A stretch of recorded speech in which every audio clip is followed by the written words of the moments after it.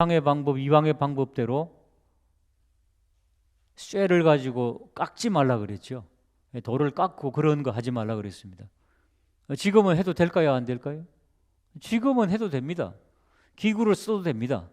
그런데 그 당시에는 우상을 쪼우는데 이 쇠들을, 정들을 사용했기 때문에 그거 하지 마라. 그러니까 이방에 하는 방법들 따르지 말라. 이런 것을 굉장히 강조하셨습니다. 자, 오늘은 어제는 직접적인 제단에 관한 말씀을, 예배에 관한 말씀을 직접 주셨으면은 오늘 주시는 말씀은 예배자가 어떻게 자세를 가져야 되는가, 뭐 이런 것들이 있죠. 예배자 한번 받아실까요? 관계. 예배자는 여러분 관계입니다. 관계. 첫 번째가 어떤 관계겠습니까? 하나님과의 관계죠. 하나님과의.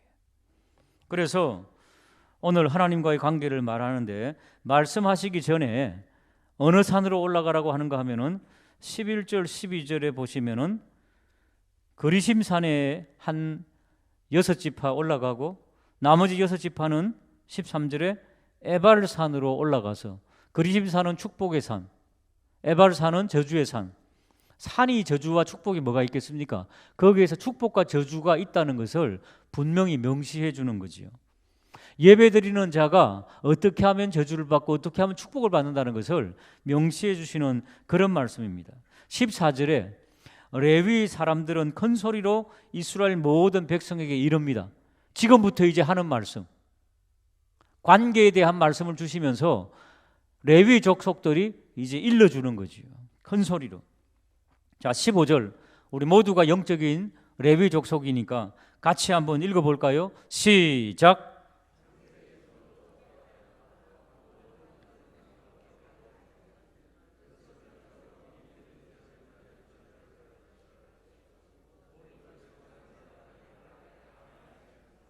예, 그렇게 첫 번째가 하나님과의 바른 관계를 위해서 우상을 어떻게 하라?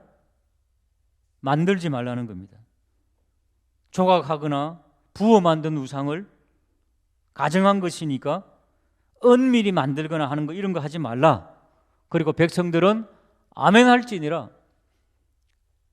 하나님과의 바른 관계 회복되기를 주님의 이름으로 축복합니다.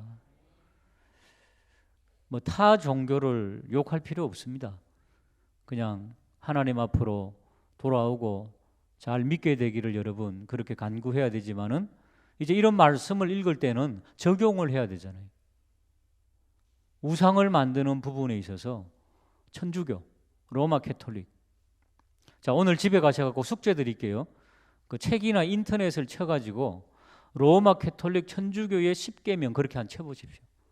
로마 캐톨릭의 10계명하고 우리 개신교가 따르는 10계명하고 같은지 다른지, 다르면은 무엇이 다른지를 한번 찾아보시기 바랍니다. 할 수 있겠죠?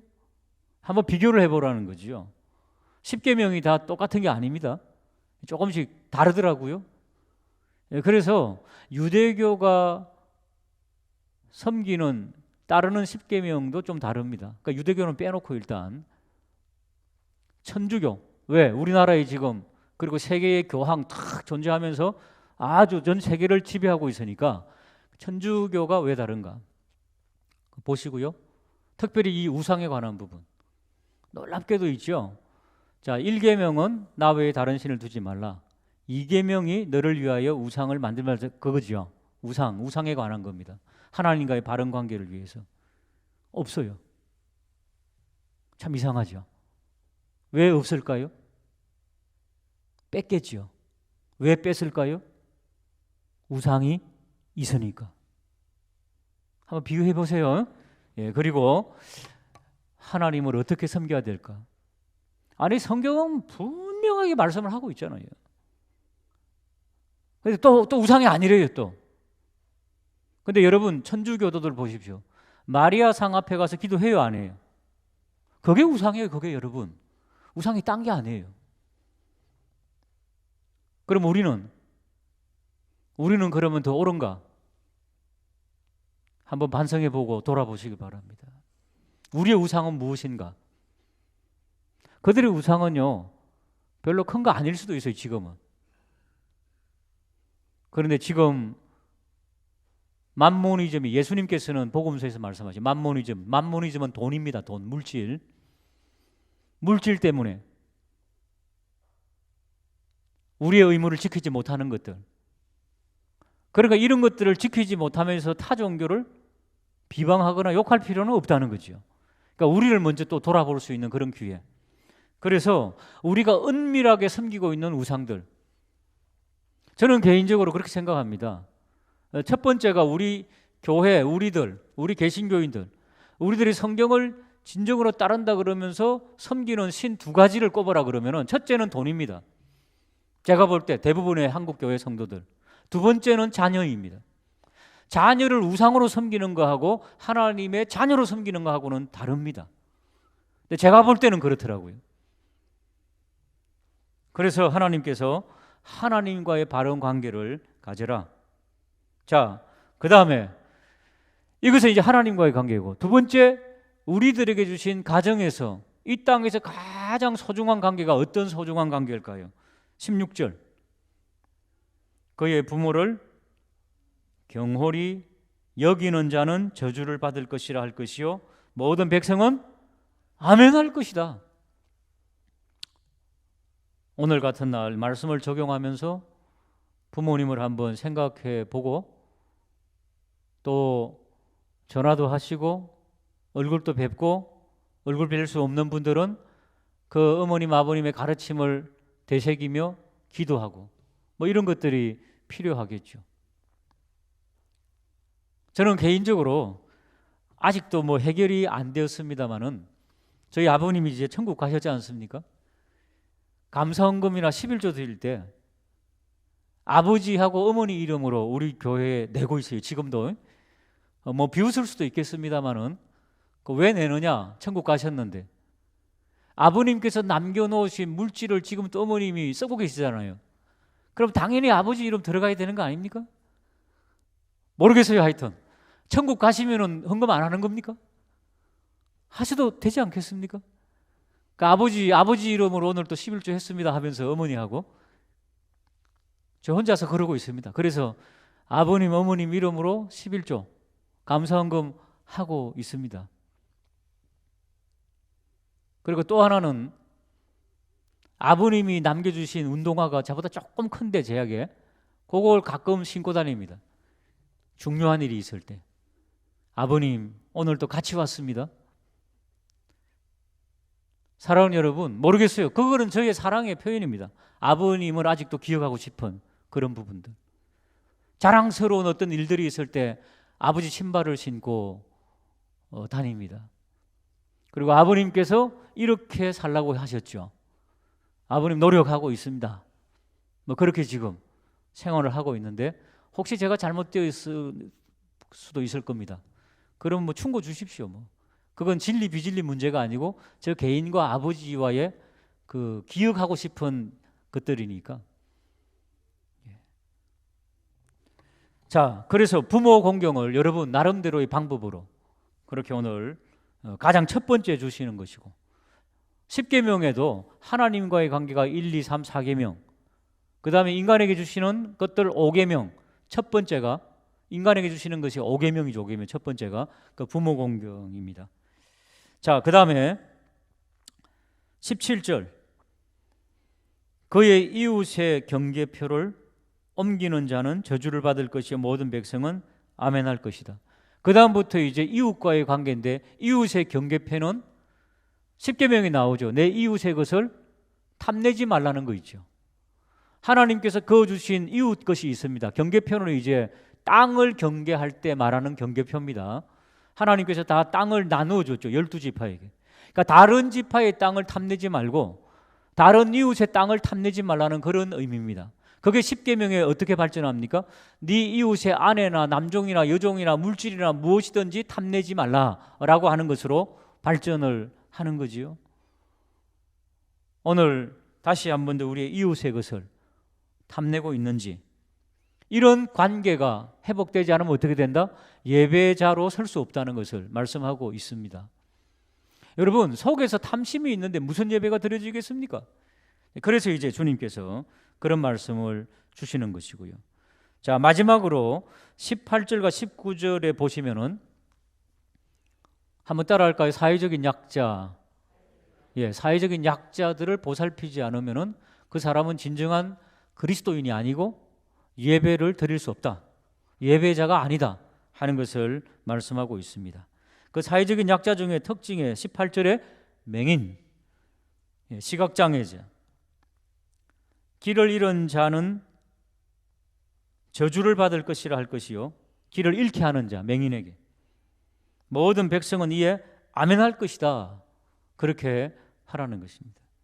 여러분, 우리들은 은연중에 사회적인 약자, 맹인들을 내 나름대로 갖고 있는 편견과 무시하는 거 있습니다.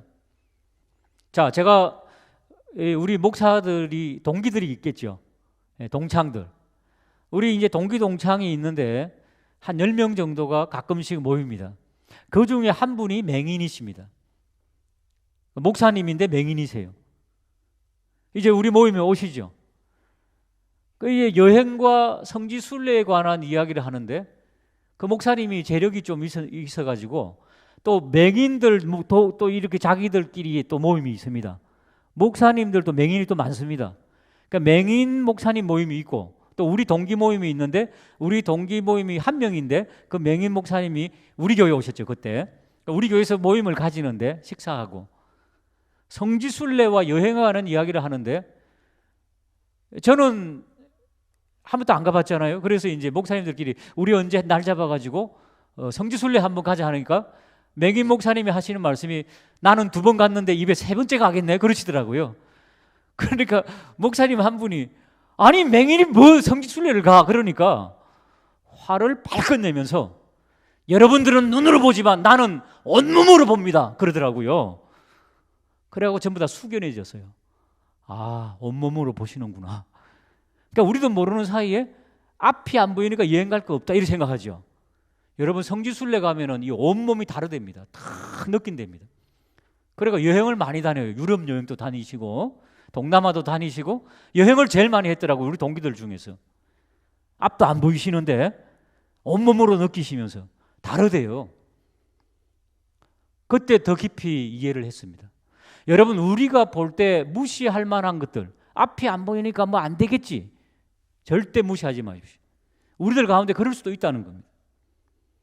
약자들, 우리의 편견들을 깰 수 있는 것, 이것은 더 깊은 예배로 들어갈 수 있는 방법이다 하는 것을 말씀해 주고 있습니다. 19절 같이 읽고 마치도록 하겠습니다. 시작.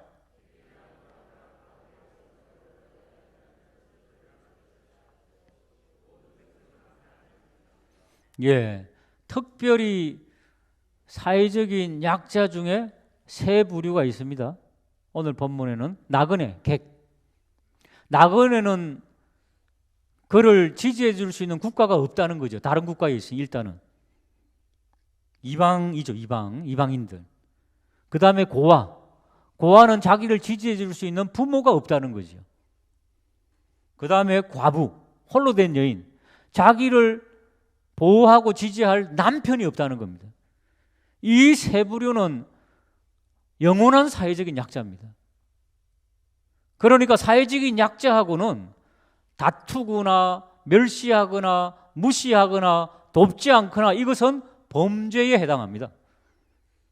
하나님께서 그런 자는, 보살피지 않는 자는 저주를 받을 것이다, 이렇게 말씀하고 있습니다.